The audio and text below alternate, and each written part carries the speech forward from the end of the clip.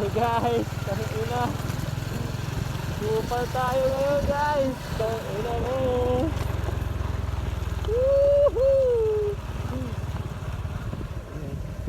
So, ayun guys. Magandang hapon.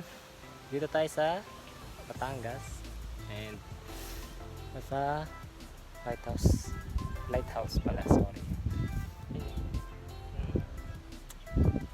Lighthouse guys, sa likod ko.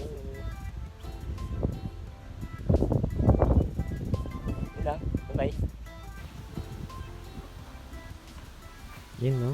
So, good afternoon sa inyong lahat.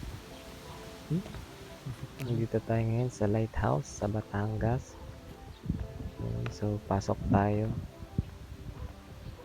So guys, pagpunta nyo pala dito, may fee sila dito na 50 pesos. Tapos pwede na kayong gumala sa loob.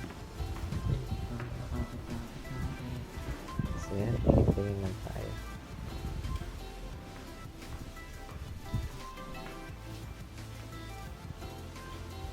Yan.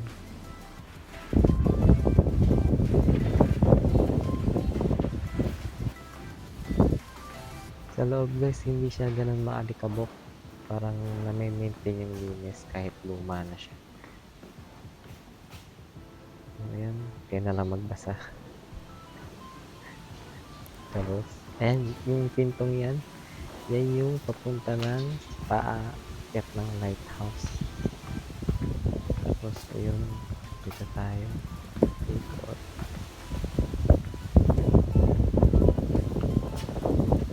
Yung view sa likod. Tapos, mamaya punta tayo dyan. Kasi sabi ng nagbabantay, pwedeng umikot. Pwedeng dalhin yung motor sa likod.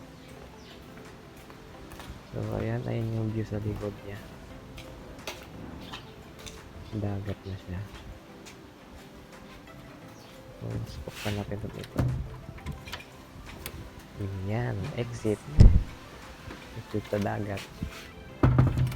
Tapos balik tayo sa entrance. Labas na tayo. Ayun, bawal ko makasap sa dagat. Hindi, palabas na tayo. Ulitin ko ulit, 50 pesos. May bayad para dito. Ayan, dito na yung likod. Ayan yung lighthouse. Ayan, Tibulog. Tibulog. Yan. Yan yung lighthouse. Bye-bye.